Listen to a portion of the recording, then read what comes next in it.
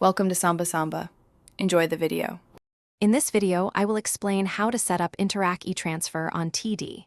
First, open your web browser or the TD app and log in to your Easy Web Online Banking account. Once logged in, locate the Interac Etransfer option in the main menu.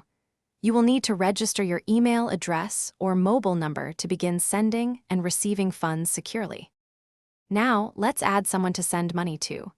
Choose the Add Recipient option. You will need to provide their full name and either their email address or mobile phone number. Crucially, you must also set up a security question and a unique answer that only your recipient knows, ensuring the transfer is secure. To send money, select the recipient you just added and choose the account you wish to send funds from.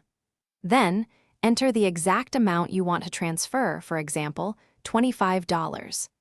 Carefully review all the details, including the recipient and amount, before confirming to send your Interac Etransfer. You can easily manage your transfers by viewing pending and past transactions within the Etransfer section. To stay informed, set up email or text notifications for sent and received funds. If a recipient hasn't accepted a transfer, you have the option to cancel it before it's deposited, giving you full control. Thanks for watching. Consider subscribing if we helped you.